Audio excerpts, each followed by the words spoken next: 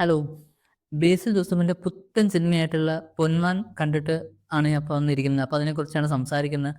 'പൊന്മാൻ' എന്ന് പറയുമ്പോൾ വളരെ എക്സ്പെക്ടേഷൻസ് ഉള്ള ഒരു സിനിമ തന്നെയാണ് 'പൊന്മാൻ'. ആ എക്സ്പെക്ടേഷന്റെ അടുത്ത് അതിനെ നീതി പുലർത്താൻ തന്നെ ആ സിനിമയ്ക്ക് കഴിഞ്ഞിട്ടുണ്ട് എന്നാണ് ഈ സിനിമ കണ്ട ഒരു വ്യക്തി എന്ന നിലയിൽ തന്നെ എനിക്ക് പറയാനുള്ളത്. ഈ സിനിമയെക്കുറിച്ച് ആദ്യമായി പറയുകയാണെങ്കിൽ തന്നെ ഇതിൽ ഒരു നല്ലൊരു നല്ലൊരു കഥ ഉള്ള സിനിമയാണ് നമ്മുടെ 'പൊന്മാൻ'. ജി.ആർ. ഇന്ദുഗോപന്റെ 4 ചെറുപ്പക്കാർ എന്ന് പറയുന്ന ഒരു നോവലിനെ ബേസ് ചെയ്തിട്ടാണ് ഈ സിനിമ ചെയ്തിട്ടുള്ളത്. അതുകൊണ്ട് തന്നെ ആ നോവലിന്റെ കുറേ പരിപാടികൾ ഇതിലുണ്ട്. അതുകൊണ്ട് തന്നെ ഒരു ഡീപ്പ് റൂട്ടഡ് ആയിട്ടുള്ള ഒരു കഥയാണ് ഈ സിനിമയിലുള്ളത്. ആ ഒരു ഡീപ്പ് റൂട്ടഡ് കഥ തന്നെയാണ് ഇതിന്റെ മേജർ ഹൈലൈറ്റ്. ഈ കഥയാണ് ഇതിലെ ഓരോ ക്യാരക്ടേഴ്സിനെയും മുന്നോട്ട് കൊണ്ടുപോകുന്നത്. നമ്മുടെ ബേസിൽ ജോസഫ് ചെയ്യുന്ന ക്യാരക്ടറായിട്ടുള്ള പി അജേഷ് എന്ന് പറയുന്ന ആ ഒരു ക്യാരക്ടർ വളരെയധികം എന്താ പറയുക, ഡീപ്പ് റൂട്ടഡ്, കുറേ നല്ല ഡെപ്ത് ഉള്ളൊരു ക്യാരക്ടറാണ് ഈ പറയുന്ന നമ്മുടെ അജേഷ്.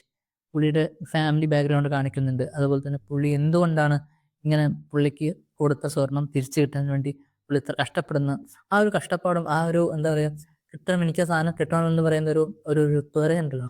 അത് നമ്മുടെ ബേസിൽ എന്ന് പറയുന്ന യുവ സംവിധായകനും യുവ ആക്ടറും നല്ല സ്റ്റൈലായിട്ട് അടിപൊളിയായിട്ട് സ്ക്രീനിൽ അവതരിപ്പിച്ചിട്ടുണ്ട്. അതാണ് സിനിമയുടെ മറ്റൊരു മേജർ ഹൈലൈറ്റ്.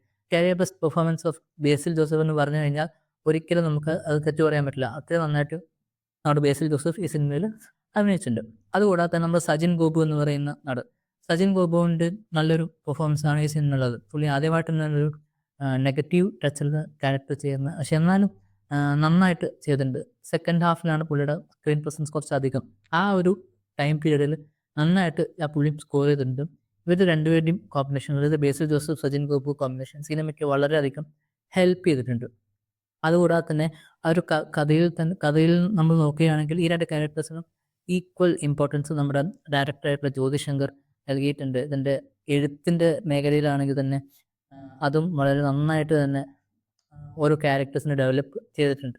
ഈ സിനിമയുടെ കഥ ബേസിൽ ജോസഫ് എന്ന് പറയുന്ന ക്യാരക്ടർ ചെയ്യുന്ന അജേഷിൻ്റെ അടുത്ത് നിന്ന് കുറച്ച് സ്വർണം നമ്മുടെ ലിജോമോൾ ചെയ്യുന്ന സ്റ്റെഫി എന്ന് പറയുന്ന ക്യാരക്ടറിൻ്റെ കല്യാണത്തിന് വേണ്ടിയിട്ട് ബോറോ ചെയ്യുകയും അല്ലെങ്കിൽ വാങ്ങിക്കുകയും അത് തിരിച്ചു നൽകാൻ കഴിയാത്തൊരവസ്ഥ വരികയും അത് തിരിച്ചു കിട്ടാൻ വേണ്ടി ബേസിൽ ജോസഫിൻ്റെ ക്യാരക്ടർ ചെയ്യുന്ന പലവിധ പരിപാടികളാണ് ഈ സിനിമയെ മുന്നോട്ട് നയിക്കുന്നത്. ഇതിനിടയിൽ വളരെ രസകരമായിട്ടുള്ള പല പരിപാടികളും സിനിമയിൽ നടക്കുന്നുണ്ട്. ആ കഥാഗതിയുടെ ഒരു മുന്നോട്ട് പോക്കിൽ ഇങ്ങനത്തെ പല പരിപാടികളും ഈ സിനിമയെ ഹെൽപ്പ് ചെയ്യുന്നുണ്ട്.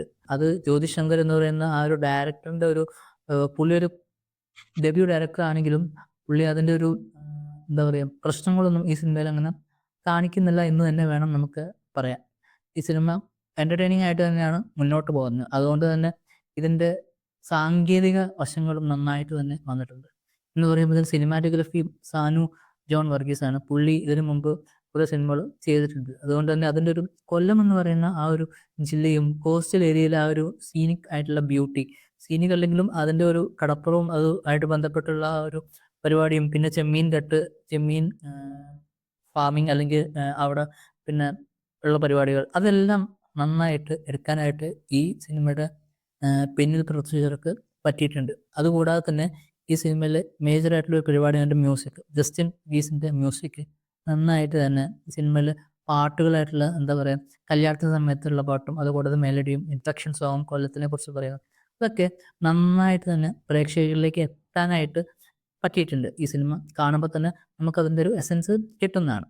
പെർഫോമൻസുകളാണ് ഈ സിനിമയുടെ മറ്റൊരു മേജറായിട്ടുള്ള ഹൈലൈറ്റ്. ആദ്യം തന്നെ ഞാൻ പറഞ്ഞ പോലെ ബേസിൽ ജോസഫിൻ്റെ അന്യായമായിട്ടുള്ള പെർഫോമൻസാണ്. നന്നായിട്ട് പുള്ളി ബോഡിയൊക്കെ അനങ്ങിയിട്ട് തന്നെ പുള്ളി നന്നായിട്ട് ചെയ്തിട്ടുണ്ട്. പുള്ളി ഇതിനു മുമ്പ് അങ്ങനത്തെ പരിപാടികളൊക്കെ ചെയ്തിട്ടുണ്ട്, എന്നാലും ഇതിൽ കുറച്ചും കൂടി എക്സ്ട്രാ പരിപാടി ഉണ്ട് എന്ന് തന്നെയാണ് എനിക്ക് മനസ്സിലാക്കാൻ പറ്റുന്നത്. അതുകൂടാതെ സജിൻ ഗോപുവിൻ്റെ വളരെ ഡിഫറൻ്റ് ആയിട്ടുള്ളൊരു പരിപാടിയാണ് പുള്ളി പ്രാവശ്യം ചെയ്തിട്ടുള്ളത്.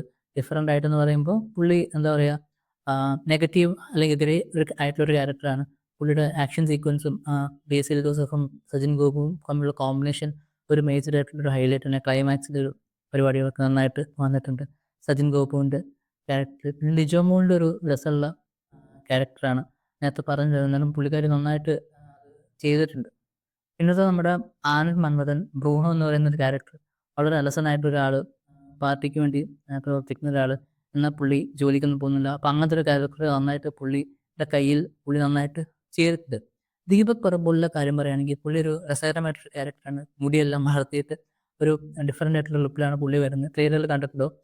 അതുകൊണ്ട് തന്നെ പുള്ളി ഒരു പ്രോബ്ലം സോൾവ് ചെയ്യുന്ന തരത്തിലുള്ള ഒരു ക്യാരക്ടറാണ്. ആത്മീയ പ്രശ്നം ഉണ്ടെങ്കിൽ തന്നെ അത് സോൾവ് ചെയ്തിട്ട് ബാക്കി കാര്യങ്ങളൊക്കെ നന്നായിട്ട് നടക്കണം എന്നുള്ളൊരു മനസ്സുള്ളൊരു ആൾക്കാരാണ്. കുറച്ച് ചെറുപ്പക്കാർ ഉള്ളൊരു കഥയാണ്. അതുകൊണ്ട് തന്നെ ഇങ്ങനെ കുറേ എലമെൻറ്റ്സ് ഈ സിനിമയിൽ ഉണ്ട്.